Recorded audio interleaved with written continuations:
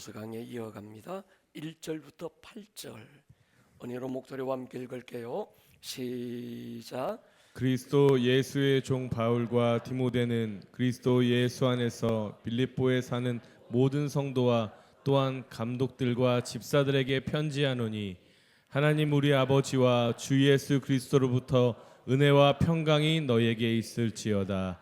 내가 너희를 생각할 때마다 나의 하나님께 감사하며 간구할 때마다 너희 무리를 위하여 기쁨으로 항상 간구함은, 너희가 첫날부터 이제까지 복음을 위한 일에 참여하고 있기 때문이라.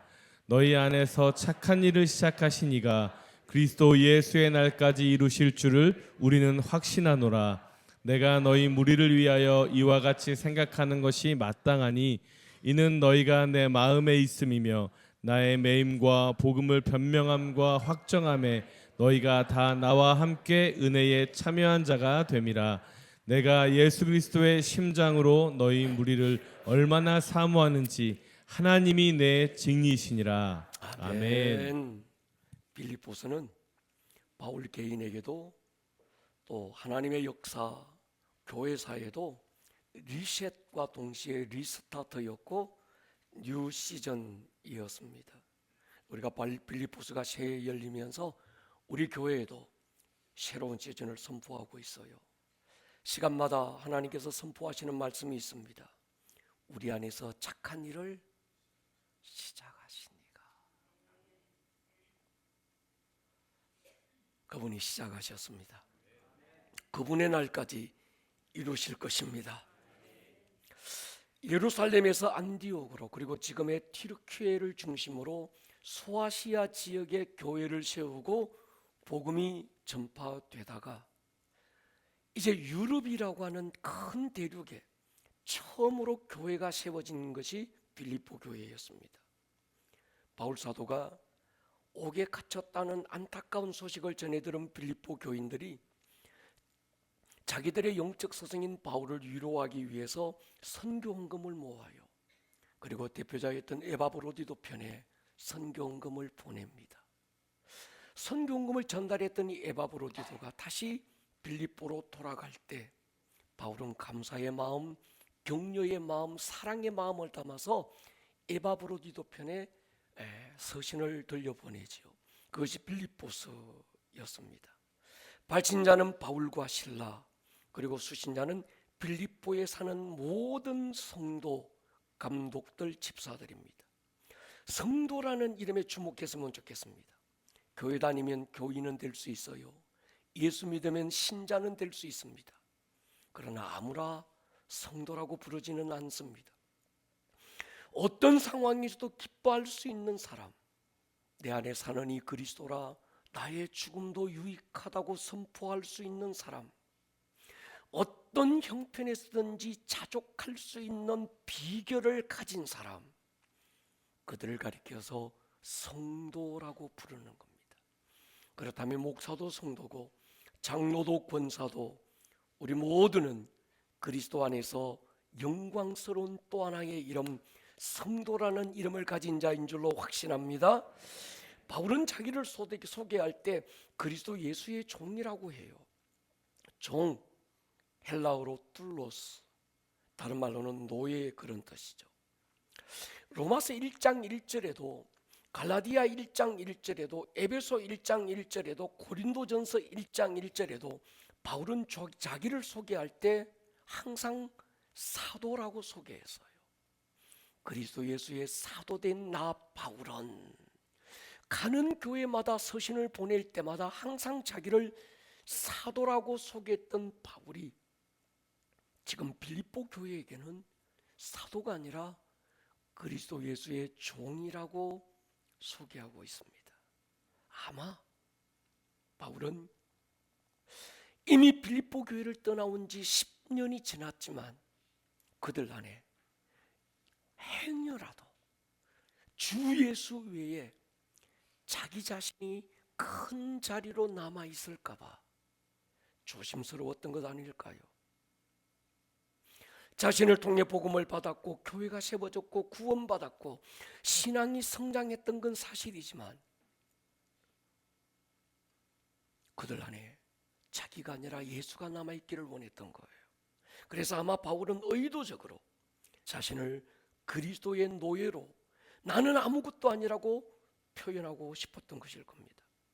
고린도서 3장에 보면 바울이 이렇게 얘기해요. 그런즉 아볼로는 무엇이며 바울은 무엇이냐? 그들은 주께서 각각 주신 대로 너희로 하여금 믿게 한 사역자. 여기가 바로 종이라는 노예라는 뜻이죠. 그러면서 나는 심었고 아볼로는 물을 주었지만 오직 자라게 하시는 이는 하나님이라는 거예요. 바울이 선포합니다. 심는 이 바울도 물 주는 이 아볼로도 아무것도 아니다. 오직 자라게 하시는 하나님만 전부가 돼야 된다는 거예요. 여러분, 우리가 신앙생활을 하다 보면 때로 어떤 사역자가 우리에게 복음을 전해주고 하나님의 말씀을 가르쳐주고 우리를 위하여 기도하고 세워주는 것 고마운 일이죠. 그러나 여러분, 사역자는 아무것도 아니에요. 자라게 하시는 이는 하나님 한 분인 줄 믿습니다. 사람에게 매이지 마세요. 오직 예수에게 매이기를 축복합니다. 바울은 자기가 누군지 알았어요. 자기가 어떤 존재인지 너무 분명한 정체성을 가졌습니다. 여러분, 사람이 잘 산다는 건 돈이 많다는 것도 아니고요, 많이 배웠다는 것도 아닙니다. 많이 가지고 많이 배우고도 삼류 인생을 사는 사람들이 참 많습니다. 잘 산다는 건 두 가지 같아요. 하나는 내가 누군지 아는 거예요. 가진 것으로, 배운 것으로 내가 누군지를 잊어버리는 것이 아니라 어쩌면 배울수록, 어쩌면 가질수록, 어쩌면 그러지 못한다고 할지라도 내가 누군지를 아는 것. 내가 누군지를 알 때 무엇을 위해 살아야 될지를 알게 되는 거예요. 열심히 사는 것과 막 사는 건 다릅니다. 뭔가 열심히 뛰고 있는데 막 뛰는 것과 다른 얘기지요. 내가 누군지 알아야 무엇을 위해서 살아야 될지를 알게 되는 거예요. 그리스도인의 두 가지 정체성이 있습니다. 신분적으로는 하나님의 자녀들이죠. 동의하십니까? 또 하나 사명적 부르심으로는 그리스도의 노예 종이지요. 당시 종이라는 말은 오늘 목회자들이나 사역자들이 나 주의 종입니다라고 표현하는 그 겸손의 의미와는 다른 말입니다. 둘로서라는 이 말은 노예지요. 돈 얼마에 흥정되고 사고 팔리는 존재, 내 의지가 통하지 않는 주권이 전혀 없는 종, 가라면 가고 오라면 오는, 왜 가라고 하느냐 왜 오라고 하느냐 이유를 물을 수도 따질 수도 없는 종. 그래서 바울은 이 정체성이 너무 분명하기 때문에 가라고 해서 갔는데 억울한 누명을 쓰고 매를 맞고 감옥에 갇히고, 그러나 그 중에서도 찬양하고 기도할 수 있었습니다. 내가 그리스도의 종이라고 하는 정체성이 분명한 거예요. 가라고 해서 갔는데 왜 이겁니까? 하라고 해서 순종하고 했는데 왜 내 상황은 더 꼬이고 더 다치고 더 어렵습니까? 묻지 않는 거예요. 바울과 실라가 빌립보 감옥에서 기도하고 찬양했다면 어떤 찬양을 했을까? 막연한 추측 이전에 빌립보 1장 3절은 이렇게 말해요. 내가 너희를 생각할 때마다 나의 하나님께 감사한다. 너희를 위하여 간구할 때마다 기쁨으로 감사한다. 아마 바울은 감사의 기도를 했을 거예요. 그들의 찬양은 기쁨이었습니다. 그래서 빌립보서 안에 기쁨이라는 단어가 16번 나와요. 빌립보서는 기쁨의 복음이고 감사의 복음이고 찬양의 복음입니다. 다른 한마디로는 복음을 누린다는 게 이런 거야. 우리에게 보여주는 복음을 누리는 자의 삶의 정답을 빌립보서는 우리에게 말해주고 있습니다. 제가 이 감옥의 간수 입장에서 한번 생각해 봤습니다. 일반적으로 누구가 감옥에 갇히면 억울하고 불평하고 인생을 비관하고 분노하고 우울에 빠지고 밤에 잠 못 자고 눈빛이 정오와 분노로 가득하고, 오늘날도 그러잖아요. 감옥에 있는 분들에게 물어보면 억울하지 않는 사람이 아무도 없습니다. 근데 간수가 보니까 바울과 실라는 달랐어요. 잘 이해할 수는 없지만 그들이 노래하고 있는 겁니다. 두 손을 모으고 무릎을 꿇고 기도를 드리고 있는데 내용이 다 감사예요. 그들의 얼굴에 분노나 증오나 비관이 전혀 없습니다. 오히려 바울과 실라의 얼굴에 웃음이 가득합니다. 이게 뭐지? 아니, 이 사람들 도대체 뭐야? 땅이 흔들리기 전에 감옥의 간수의 마음이 흔들리고 있었고, 감옥의 문이 터지기 전에 간수의 영혼의 빗장이 풀리고 있었을 것입니다. 바울과 실라가 감옥 안에서도 이렇게 담대할 수 있었던 배경 하나가, 중요한 포인트가 있습니다. 바로 빌립보 교회 성도들이에요. 바울은 알고 있었습니다. 나는 지금 혼자인 것 같고, 나는 지금 외롭게 감옥에 던져지고 갇혀진 것 같지만 나는 혼자가 아니야. 지금 이 순간도 나를 위해 눈물로 기도해주는 빌립보 교회가 있어. 내가 어려움을 당했을 때, 내가 인생의 산을 넘어갈 때 나를 위해 울어줄 교회가 있다는 것이 얼마나 큰 위로가 될까요? 혼자가 아니라는 것이 얼마나 힘이 될까요? 우리 교회는 누구도 혼자 울도록 버려두지 않을 것입니다. 바울은 이렇게 쓰고 있습니다. 내가 너희를 생각할 때마다 나의 하나님께 감사가 된다. 내가 하나님께 간구할 때마다 너희 무리를 위하여 기쁨으로 항상 간구한다. 그들을 생각하고 그 무리들을 두고 기도하고 있는 바울. 여러분, 로마서 마지막 장을 읽어가다 보면 바울이 로마서 16장 마지막 장 1절부터 마지막 절까지는 다른 내용은 아무것도 없고 어떤 사람들의 이름을 빼곡하게 기록하고 있습니다. 저도 성경을 통독하다가 로마서 16장에 가면 한참을 머물면서 거기에 꼭꼭 연필로 눌러 쓴 사람들의 이름을 되새겨 보아요. 바울도 귀했지만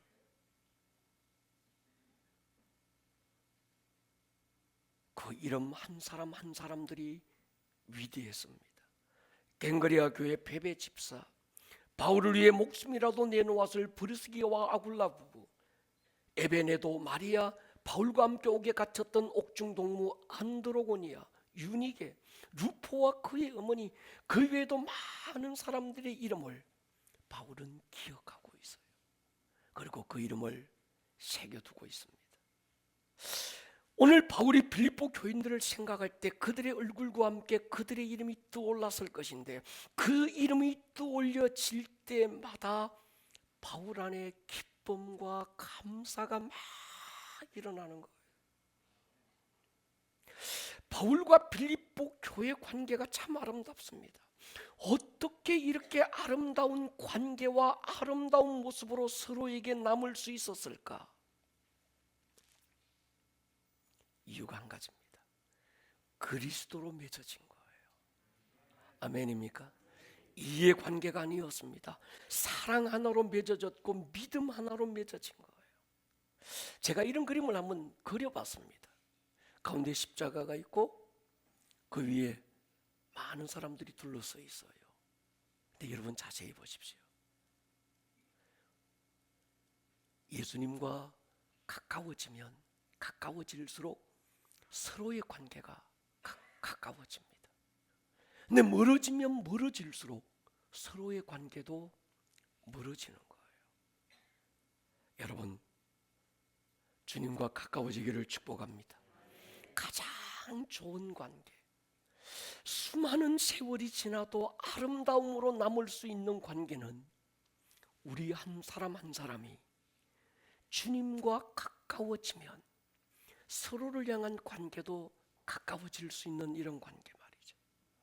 반대로 주님과 내가 멀어지면 멀어질수록 서로의 관계가 점점 더 멀어질 수밖에 없는, 여러분, 주님과 가까워지기를 축복합니다. 그러면 목장 안에서도 저절로 가까워질 거예요. 먼저 그의 나라와 그의 의를 구하면 나머지는 그분이 채우시는 우선순위의 법칙이 있다는 걸 기억하십시오. 요한복음 17장 주님의 기도가 그겁니다. 내가 아버지 안에, 아버지가 내 안에서 하나가 된 것처럼 내 안에서 저들도 하나가 되게 해주십시오. 주님과 우리가 하나가 되면 우리가 서로 안에서, 사랑 안에서 하나가 되는 것이지요. 교회와 가까워지기를 축복합니다. 주님과 나와의 거리는 정확한 바로미터가 교회와 나와의 거리가 돼요. 주님과 멀어지면 교회가 멀어집니다. 예배가 멀어져요. 요즘 난 교회 가기 싫어요. 주님과 멀어진 거예요. 난 요즘 예배가 자꾸 주님과 멀어진 거예요. 하나님과의 거리가, 교회와의 거리가 둘이 아니라 하나인 거예요. 하나님 사랑, 이웃 사랑은 둘이가 아닙니다. 바울은 빌립보 교인들을 기억할 때 그들과 떨어져 있지만 하나가 된 거예요. 여러분, 기억이라는, remember이라는 단어 보십시오. 이건요, 다시 멤버가 되는 거예요. 우리가 몸은 떨어져 있고 상황은 많이 멀어져 있지만 그때 함께 했던 기억들, 그때 함께 아름다운 동행에서, 그때 인카운트에서, 예배의 자리에서, 목장 안에서 우리가 함께 했던 그 기억들이 우리 안에 그대로 남아 있어서 새로운 또 멤버가 되고 더 강력한 멤버가 되게 할 줄로 믿습니다. 탕자 보십시오. 아버지의 가산을 상속받아 먼 곳으로 떠납니다. 허랑방탕하게 살다가 모든 가산 잃어요. 근데 그제서야 아들은 아버지를 리멤버하는 거예요. 아버지와의 관계가 새로워지는 겁니다. 우리가 서로를 생각하고 지나간 추억을 더듬을 때마다 아픈 상처는 흐르는 물에 떠내려 보내고 좋고 소중한 기억들 돌에 새겨둘 수 있기를 축복합니다. 예수님이 우리에게 가르쳐 주신 기도, 핵심은 우리라는 단어입니다. 주님의 기도는 개인 기도가 아니었어요. 공동체의 기도였습니다. 우리를 위한 기도였어요. 하늘에 계신 우리 아버지요, 우리에게 일용할 양식을 주십시오. 나에게 나 밥 많이 먹여주고 나 좋은 거 달라는 얘기가 아닙니다.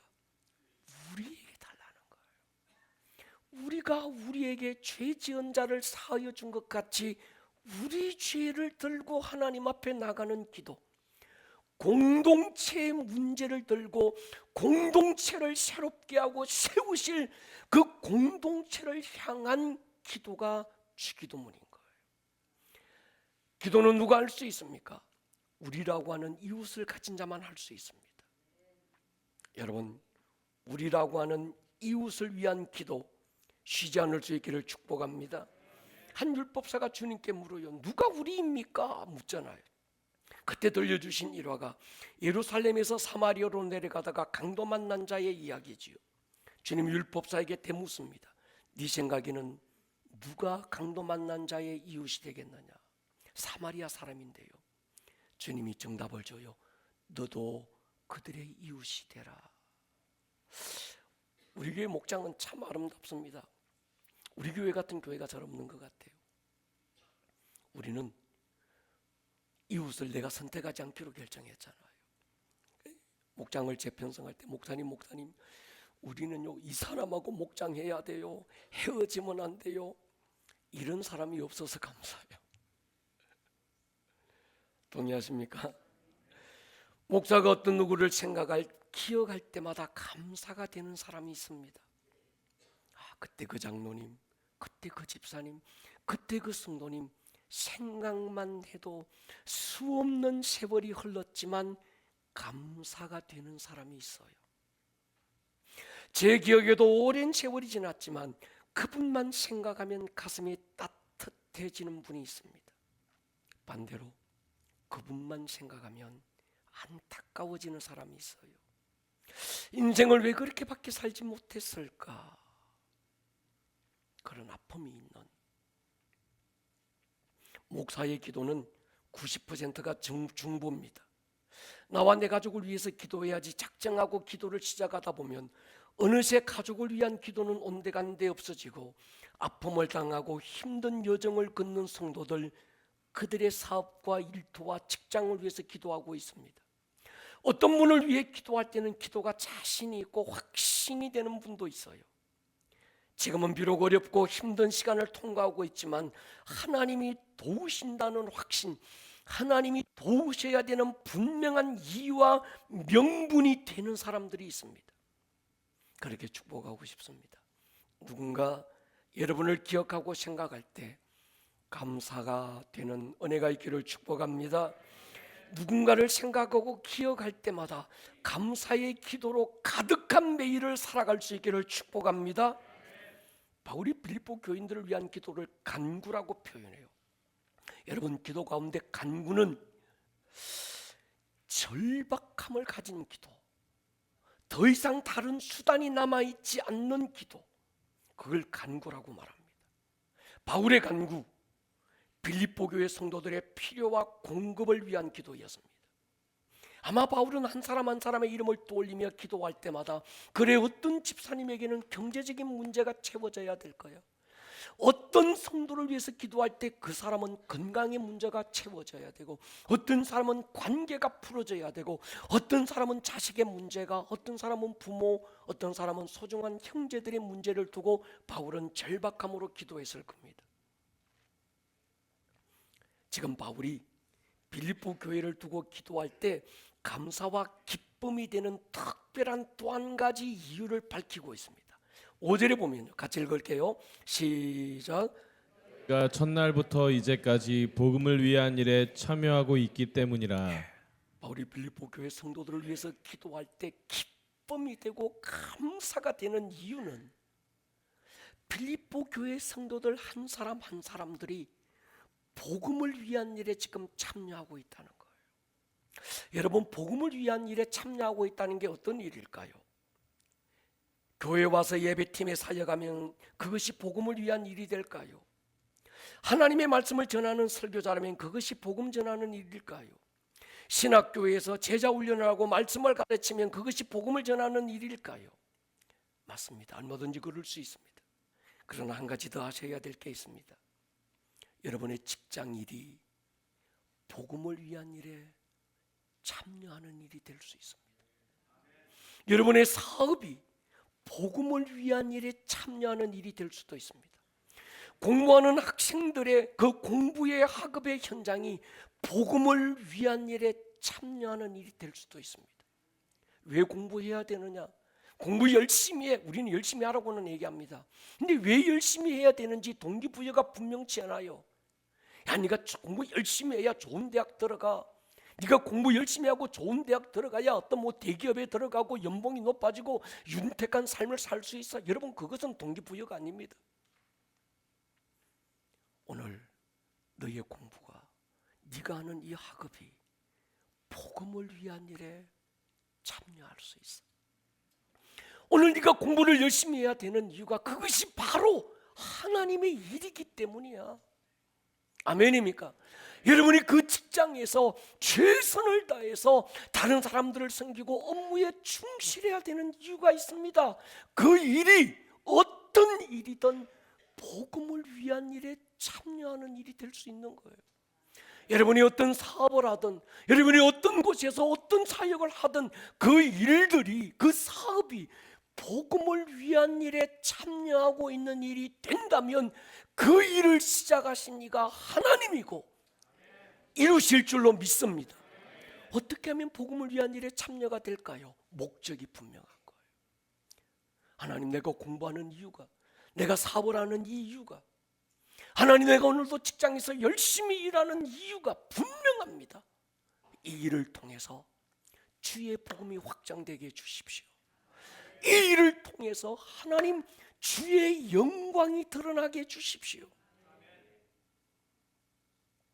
삶의 주권이 하나님께 있으면 여러분의 가정이 하나님의 나라가 되고, 여러분의 직장이 하나님의 나라가 되고, 사업과 일터가 복음으로 확장되는 주의 나라가 될 것입니다. 오늘 핵심 선구 1장 6절이죠. 너희 안에서 착한 일을 시작하신 이가. 할렐루야. 저는 이 말씀을 읽을 때마다 막 가슴이 뛰어요. 내 안에서 그분이 착한 일을 시작하셨구나. 그리스도 예수의 날 그때까지 이루실 것이다. 그래서 이 구절만 가지고 다음 주 예배를 기대하십시오. 이 한 구절만 가지고 우리가 더 깊은 은혜를 나누면 좋겠습니다. 중요한 건 뭘까요? 그분이 시작하셨다는 것입니다. 그분이 시작하셨다면 그분이 이루신다는 거예요. 저는 그렇게 선포하고 싶습니다. 여러분의 가정에, 여러분의 자녀들, 주가 주의 일을 그들을 통하여 시작하신 줄로 믿습니다. 주님께 맡겨드리세요. 아름다운 꿈의 교회 누가 세웠을까? 누가 이 교회의 주인입니까? 이 목사입니까? 어느 장로님입니까? 아니죠. 예수님이 주인이고 그분이 세우셨다면 그분이 책임지실 것입니다. 여러분의 자녀들, 여러분의 가정, 남편, 아내, 부모, 여러분의 직장과 사업과 일터 복음을 위한 일에 참여하는 일이 된다면 주가 책임지실 것입니다. 빌립보 교인들 바울은 이렇게 불렀어요. 빌립보에 사는 모든 성도. 문제 많은 고린도 교인들 1장 2절의 고린도전서에 보면요, 고린도에 있는 하나님의 교회 그리스도 예수 안에서 거룩하여지고 성도라 부르심을 받은 자, 로마에 있는 교우들 1장 7절에 보면요, 하나님의 사랑하심을 받고 성도로 부르심을 받은 모든 자, 성도, 구별된 사람, 은혜에 참여한 사람, 그런 뜻이죠. 예, 오늘 저와 여러분들이 믿음의 길을 걸어가는 동안 받은 직분이 귀합니다. 권사라는 직분, 집사라는 직분, 교사, 장로, 안수집사, 목사 다 귀하지요. 근데 더 귀한 직분이 있습니다. 성도라는 거예요. 아멘입니까? 우리가 어떻게 성도가 됐을까요? 그분이 내 안에 계셔서, 내가 그분 안에 있어서. 할렐루야. 여러분, 정말 은혜에 참여한 자, 구별된 자, 그 안에 예수를 가진 자, 주님은 그들을 성도, 구별된 사람, 특별한 사람이라고 부르는 거예요. 얼마만큼 특별합니까? 스바냐 3장 17절에 보면요, 기쁨을 이기지 못하도록 사랑스럽다고 표현하는 거예요. 오늘 저와 여러분들이 그 하나님께 특별한 사람이 되면 좋겠습니다. 바울이 지금 빌립보 교인들에게 당신들이 처음부터 복음을 전하는 일에 동참하고 있다고 하는데, 여기서 참여라는 말 코이노니아죠. 우리는 어떤 친교 그렇게 표현하는데 원래는 생명 공동체, 운명 공동체. 바울이 지금 빌립보 교인들을 향해서 너희는 지금 몸은 떨어져 있지만 복음을 전하는 일에 나와 함께하고 있다는 거예요. 그러면서 떨어져 있지만 당신들과 나와는 운명 공동체, 함께 죽고 함께 살고 하나의 목적을 향해서 달려가는 코이노니아라고 얘기하고 있는 겁니다. 여러분, 빌립보 1장 6절 말씀은 제가 참 좋아해서 자주 묵상하는 말씀인데, 보십시오. 너희 안에서 착한 일을 시작하신 이가 그리스도 예수의 날까지 이루실 줄을 확신한다. 요즘은 편지를 쓰다가 마음에 안 들면 찢어버리고 다시 쓰면 돼요. 이메일을 쓰다가도 아니다 싶으면 삭제하고 다시 쓰면 그만입니다. 근데 바울 당시는요, 종이가 없어서요. 보통은 양피지, 파피루스 같은 갈대로 만든 종이에 글을 씁니다. 무슨 말인가 하면 굉장히 고가예요. 쉽게 썼다가 지우고 그럴 것이 못 됩니다. 그렇기 때문에 편지나 글을 남길 때에는 그냥 쓰는 것이 아니라 생각하고 또 생각하고 또 다듬어 보고 확정된 어떤 그 하나의 문구를 양피지에 옮겨 쓰는 거예요. 그러므로 우리가 이 바울의 옥중 서신을 읽을 때 한자 한자 곱씹고 되새김질해서 읽어볼 필요가 있습니다. 너희 안에서 착한 일을 시작하시니가. 지금 빌립보 교인들과 바울 안에서 어떤 일을 시작하신 분이 계시대요. 그 바울이 시작한 것도 아니고 유명인사가 시작한 것도 아니고 그 일을 시작하신 분이 하나님이라는 거예요. 바울은 지금 나를 통해서, 당신들을 통해서 어떤 어떤 일을 시작하셨는데 그 일에 권위가 있는 게 아니라 그 일을 시작하신 분이 하나님이시라는 데 권위를 두고 있습니다. 여기서 착한 일, 원어적으로 풀어보면 새로운 일, 이전에 없었던 일, 창조적인 일. 창조주가 행하시면 모든 게 창조적인 일이 되는 거죠. 있는 걸 조금 더하여 있게 만들면 메이커라고 그래요. 근데 아무것도 없는 무에서 어떤 유를 만들어 갈 때 이거는 크리에이터, 창조라고 얘기하는 거죠. 저는 그렇게 믿음으로 선포합니다. 하나님이 우리 교회 안에서 아직은 연약하지만, 아직은 부족하지만, 그분, 부족하지 않는 그분이 저와 여러분들 안에서 새 일을 시작하셨습니다. 큰 일, 창조적인 일을 이미 시작하신 줄로 믿습니다. 착한 일, 창조적인 일, 살리는 일, 세우는 일, 일으키는 일인 거죠. 그런데 하나님이 살리고 치유하고 일으키는 이 창조적인 일을 하나님이 하시지만 나를 통해서 하시겠다는 거예요. 여러분을 통해서 하시겠다는 거예요. 그래서 너희 안에서 시작하셨다. 잘 배우고 많이 가지고 잘난 사람들을 통해서 그 일을 하시는 것이 아니라 어쩌면 무능하고 연약하고 자랑할 것 없는 그 한 사람 한 사람, 귀신 들려서 인간인지 짐승인지 모르게 살아가는 그 여인을 통해서, 흉악범보다 더 흉악한 인생을 살아왔던 강팍했던 감옥의 간수와 그 집안의 사람들을 통해서 하나님이 새로운 일을 시작하신다는 거예요. 여러분, 알고 보면요, 내가 하나님의 일을 하는 게 아닙니다. 내가 무슨 힘이 나고 잘났고 가진 것이 많아서 하나님의 일 잘하는 게 아니에요. 어떤 분이 제게 와서 그러더라고요. 목사님, 저 사람은 돈이 많아서요 하나님의 일 잘할 거예요. 속지도 말고 믿지도 마십시오. 목사님, 저 사람은요 박사학위가 있고요, 배우고요, 대단한 배경이 있고요, 저 사람이 하면 큰 일을 행할 것입니다. 믿지도 말고 속지도 마라. 없는 자를 들어서 있는 자를 부끄럽게 하시고, 가난한 자를 들어서 부유한 자를 부끄럽게 하시고. 아멘입니까? 따라 하십시다. 하나님이 하신다. 동의하십니까? 이것이 하나님의 자신감입니다. 빌립보 교인들을 향한 하나님의 자신감, 다윗을 향한 하나님의 자신감, 다윗이나 빌립보 교인들 그 멤버십들의 어떠함이 아니었던 거예요. 하나님의 어떠하심이 다윗을 다윗되게 만들고 바울로 하여금 빌립보 교회 성도들로 담대하게 너희 안에서 시작하신 이가 그리스도 예수의 날까지 이루실 거야. 모세에게 하나님은 바로에게 보냅니다. 모세야, 걱정하지 마라, 내가 할 거야. 근데 모세는 지는 가진 것도 없고 할 수 있는 힘이 없기 때문에 할 수 없다고 뒤로 물러서지만, 하나님은 물러서는 모세의 등을 띠밀면서 걱정하들 마, 모세야, 네가 하는 게 아니야, 내가 하는 거야. 옆 사람한테 가르쳐 주세요. 집사님, 하나님이 하실 거예요. 네, 하나님이 하실 거야, 권사님. 아멘입니까? 여러분 보십시오. 은혜로 살아왔습니다. 잘나서 살아있는 게 아니고요, 은혜로 살아왔고, 이 모습 이대로가 주님의 은혜고, 앞으로 어떻게 살아갈까? 은혜로 살게 될 것입니다. 아무것도 하지 말고 손 놓고 있으라는 말 아닙니다. 여러분의 최선이 중요하지만 결과를 주님 손에 맡기라는 거예요. 삭개오의 탁월함이 여기 있습니다. 뽕나무 위에 숨은 자기 주님 아시고 이름을 불러주세요.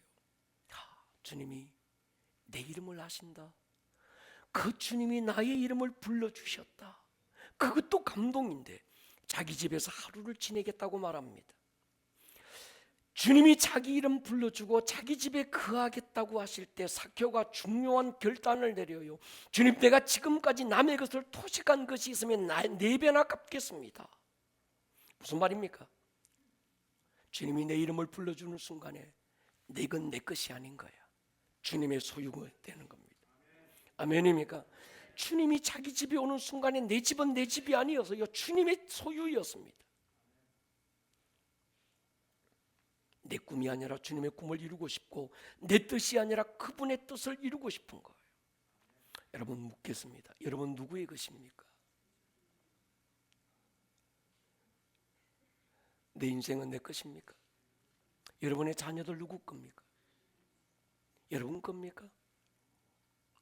영롱한 착각에서 계셔야 합니다. 넌 이런 사람이 돼야 돼. 그러지 마세요. 이 자녀를 향한 하나님의 꿈이 뭡니까? 하나님의 뜻을 물으셔야지. 여러분 보십시오. 당신이 가진 것, 이룬 건 누구의 것입니까? 당신은 누구의 꿈을 이루기 위해서 오늘을 살고 있습니까? 며칠 전, 얼마 전이었어요. 어느 집사님이 제게 긴 카톡으로 간증을 보내오셨습니다. 요즘 숨은 은행 계좌를 찾아주는 앱이 있더만요. 은행 계좌 통합관리 시스템에서 오래된, 나도 잊혀 지나간 은행 계좌를 찾아서 남은 잔금이 있으면 돌려받도록 도와주는 앱이 있답니다. 이분이 그걸 알고는 가서 자기 이름과 생년월일을 대고 계좌를 추적해보고 조회해봤대요. 근데 보니까 오래돼서 기억도 없는 계좌들이 여러 개가 나오더랍니다. 잔액을 추적해보니까 그 어떤 계좌에서는 몇천 원, 어떤 계좌에서는 몇백 원 남았더래요. 다 모아봐도 큰 돈은 아닌 것 같고, 은행까지 그 돈을 찾으러 간다는 것도 그렇고, 사람들이 뭐라고 볼까 이런저런 생각에 포기하기로 했습니다. 그리고 원팅하우스에 와서 기도하는데 하나님의 책망의 음성이 들렸더래요. 그 돈 누구 거니? 너는 누구니? 가만히 생각해 보니까 내 돈이 아니었던 거예요. 주님의 돈이었어요. 자기는 그저 주님의 것을 관리하는 청직이었습니다. 아, 주님의 것, 많든 적든 주님의 것인데 왜 내가 내 마음대로 하려고 했을까? 그래서 이분이 은행마다 들러서 몇천 원, 몇백 원씩 잔액을 받아서 찾아서 감사한금으로 드렸다는 간증입니다. 제가 도전을 받았어요. 저도 목양실에 앉아서 숨은 계좌를 추적해 봤습니다. 여러분들도 한번 해보십시오. 아마 저도 보니까 몇 개의 계좌가 있더만요. 아마 여러분들도 있을 거예요. 숨은 보험금 있을 수 있습니다.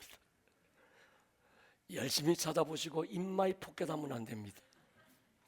다음 세대 살리는 일에 쓰시기를 축복합니다. 바로 또 아멘 안 한다. 여러분, 잘 버는 부자보다 잘 쓰는 부자가 진짜예요. 오늘 빌립보 1장 7절 8절 보십시오. 같이 읽을게요. 시작. 내가 너희 무리를 위하여 이와 같이 생각하는 것이 마땅하니 이는 너희가 내 마음에 있음이며 나의 매임과 복음을 변명함과 확정함에 너희가 다 나와 함께 은혜에 참여한 자가 됨이라. 내가 예수 그리스도의 심장으로 너희 무리를 얼마나 사모하는지 하나님이 내 증이시니라. 아멘. 중요한 단어가 있습니다. 너희가 내 마음 안에 있다. In my heart. 내 마음 안에 있어. 드라마 대사 있잖아요. 내 안에 네 있다. 뭐 이런 거. 사실 여기서 나온 것 같아요. 바울이 너희가 내 마음 안에 있다. 또 하나, 예수 그리스도의 심장으로 너희를 얼마나 사모하는지 하나님께 한번 물어봐. 그러면 하나님이 알려줄 거야. 이건 아무나 할 수 있는 고백이 아닌 것 같아요. 목회자들 안에 가슴을 파고 보면 성도들이 있을 겁니다. 특히 개척했던 목회자, 그분들 안에 특별한 어떤 이 그리스도 예수의 심장을 주시는 것 같아요. 제 안에도 항상 우리 성도님들 한 분 한 분이 계세요. 여러분 목장 안에서, 교회 안에서 여러분의 모군들이 서로가 서로에게 아름답게 새겨지기를 축복합니다. 다시 한 번 더 옆 사람한테 알려주세요. 내 안에 너 있다. 있다. 예. 어느 프랑스 군인이 전쟁에서 가슴에 실탄을 맞고 수술에 들어갔습니다. 수술을 성공적으로 마치고 나온 군의관이 병사에게 말해요. 당신은 행운하다. 이 실탄이 조금만 깊이 들어갔으면 당신은 죽을 수도 있었다. 그때 병사가 이런 말을 해요. 당신이 제 가슴을 조금만 더 깊게 들여다보았더라면 내 조국 프랑스를 당신이 보았을 것입니다. 여러분 안에 무엇이 있습니까? 정말 여러분 안에 예수님이 있습니까? 여러분 안에 복음이 있습니까? 더 나아가서 여러분 안에 오봉산 자락에 숨겨져서 이름도 빛도 크게 알려지지 않았지만 아름다운 꿈의 교회가 여러분 안에 있습니까? 제게 가장 큰 도전이 되었던 고백이 이거예요. 예수의 심장으로 너희를 얼마나 사랑하고 있는지. 하나님이 내 정인이다. 그렇게 고백할 수 있기를 기도했습니다. 내가 아름다운 꿈의 교회 성도 한 분 한 분을 얼마나 사랑하는지 정말 당신이 알고 싶다면 하나님께 한번 물어봐 보십시오. 우리 목자들에게 이 간증이 있기를 축복합니다. 특히 우리 아이들을 가르치는 우리 교사 여러분들 안에 이 고백이 있기를 축복합니다. 그리고 우리 교우 한 사람 한 사람들이 서로가 서로를 향해서 이 고백이 있기를 축복합니다. 머리를 한번 숙여볼까요? 여러분,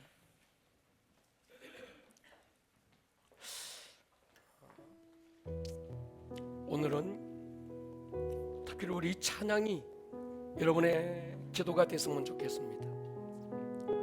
독일 나치에 저항하다가 감옥에 갇혔던 본 회프 목사님이 계셔요. 그분이 독일의 그 차갑고 정말 냉기 가득한 죽음의 그 현장 감옥 안에서 약혼녀에게 보낸 서신이 있었습니다. 그 편지가 노래가 돼서 만들어진 찬양이 하나 있습니다. 제가 그 보네프 목사님의 그 감옥 그 현장에 우리 함께 가서 예배할 때 이 찬양 함께 부르면서 그 감옥의 냉기 가득한 그 현장에 하나님의 임재로 덮어져서 우리는 막 쓰러지면서 하나님을 예배했던 기억이 있어요. 주 선한 능력으로 안으시네 그 크신 팔로 날 붙드시네 절망 속에도 흔들리지 않고 사랑하는 주 얼굴 구하리 이전의 괴로움 날 애워싸고 이전의 괴로운 날 애워싸고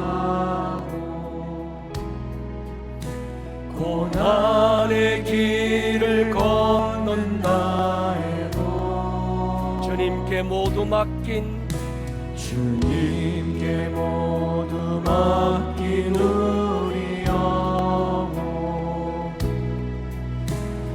내 섭리에 자리에서 우리 한번 일었습니다. 선한 능력으로 일어서니 주만 의지하리 믿음으로 우리 고대 안에 주 오실 그날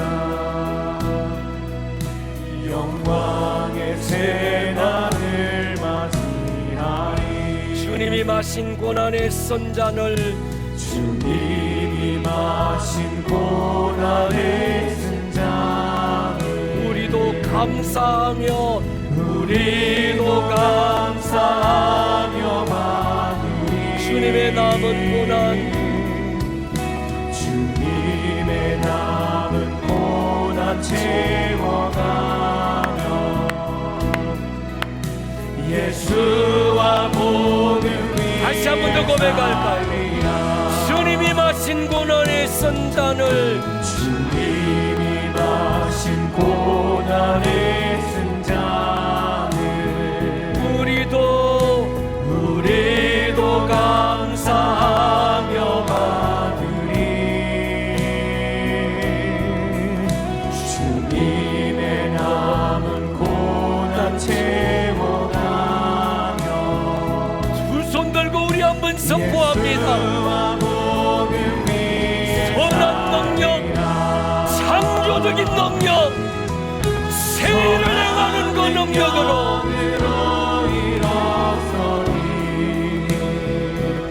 주만 오시하리 믿음으로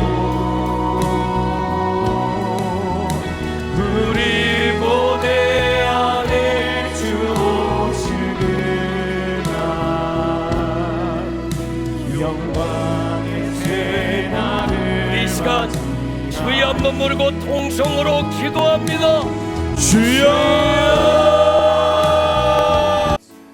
오늘 들었던 이 말씀이 듣는 말씀에서 끝나지 않고 여러분들의 삶에 살아내는 말씀으로 생명력 있는 말씀이 될 수 있기를 주님의 이름으로 다시 한번 축복합니다. 온 하늘